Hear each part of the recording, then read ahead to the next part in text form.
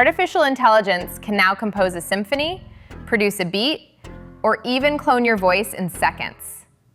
The music industry is experiencing one of its most dramatic transformations since the invention of the synthesizer. And generative AI is at the center of it all. Today, we're diving into how generative AI is reshaping music production, whether this change is ultimately good or bad for the industry, and what tools are making this all happen. Let's get into it. Okay, so how is AI actually changing the game? Let me break it down for you. First up, composition. You can literally type a sentence like, upbeat electronic track with synthwave vibes, and AI will spit out a full track. Melody, drums, bass, the whole 9 yards. It's wild. These systems have been trained on millions, I'm talking millions of songs. So they've basically studied every chord progression and musical pattern humans have ever created and refined over centuries. But wait, there's more. AI is now handling tasks that traditionally took hours or even days. Remember when separating vocals from a track was basically impossible unless you had the original studio files? Yeah, AI can do that now in seconds with surprising accuracy. It's called stem separation, and it's honestly mind-blowing. And mastering? You know, that final polish that makes your bedroom recording sound like it came from a professional studio? That used to cost hundreds of dollars and require an engineer with trained ears and decades of experience. Now, AI can analyze your track and master it instantly. Oh, and here's where it gets a little creepy. AI can now clone voices, realistic human vocals, which opens up some incredible creative doors, but also ethical concerns that we'll discuss shortly. Let's start with the good stuff, because there is a positive side here. The biggest win? Democratization. Can we just appreciate that for a second? Music production used to be this exclusive club. You needed thousands of dollars for equipment, expensive software, and years of technical training. Now, laptop and Wi-Fi, that's it. And listen, I think that's beautiful. Kids in rural areas, artists in developing countries, people who never had access to music education, they can create now. The playing field is leveling out, and that's honestly pretty incredible. Also, let's be real. We've all had creative block, right? You're staring at your computer at 2 a.m. and your brain is just empty. AI can be like that friend who throws out ideas until something clicks. What about this chord progression?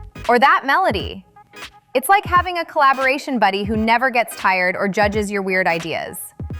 And for my content creator friends out there, the ones scoring videos, making game soundtracks, or producing podcasts on deadlines, this changed everything. What used to take weeks can happen in days or hours. Oh, and here's something I love, accessibility. Musicians with disabilities, people who can't afford instruments or lessons, anyone who's got melodies in their head but no way to get them out, AI is bridging that gap. The barrier between imagination and creation, it's practically gone. Now buckle up because we need to talk about Timbaland. So Timbaland, the legend who produced for Justin Timberlake, Missy Elliott, Aaliyah, recently teamed up with Suno AI and launched a virtual AI artist. And the internet? Oh, the internet had opinions. The backlash was immediate. People were furious. Fellow producers, artists, fans, they felt betrayed. Like, you're one of the greatest producers of all time, and you're legitimizing technology that could replace human musicians? Can you imagine how that felt for them? But here's the thing, and hear me out on this. This reaction mirrors almost every major technological shift in music history.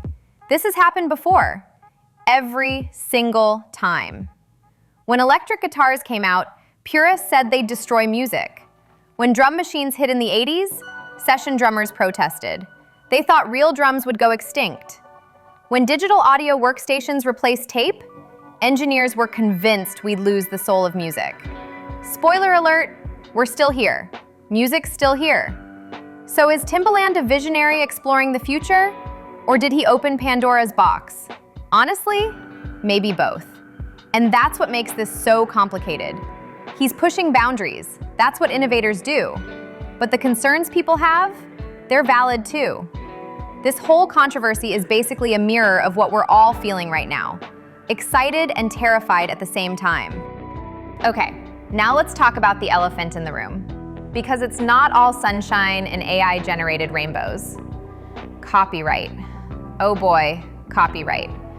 Most of these AI models were trained on copyrighted music without permission, without payment.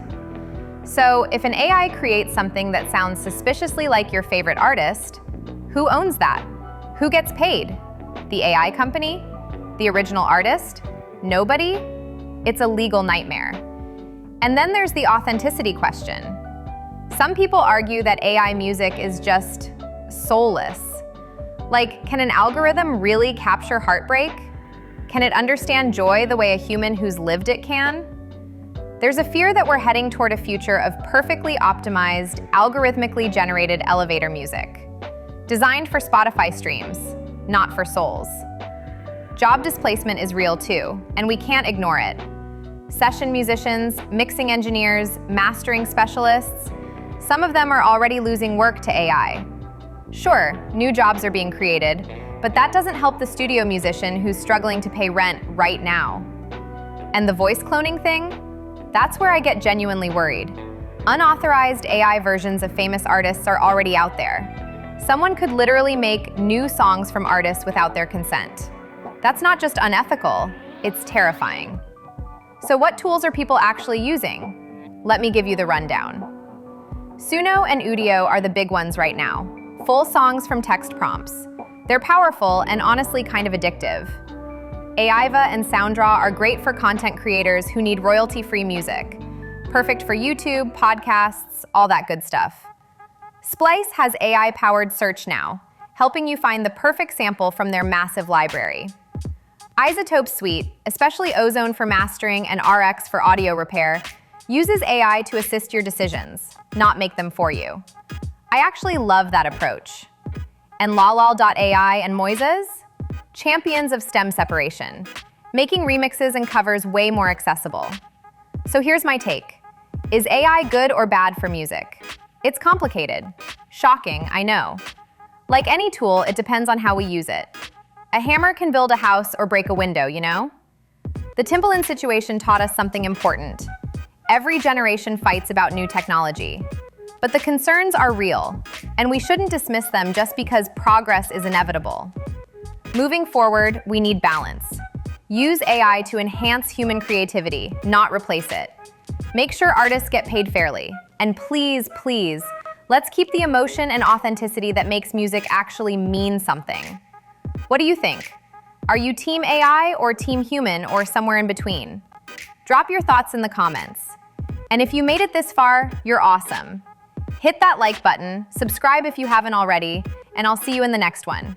Peace out. It's faded, baby. Perfect.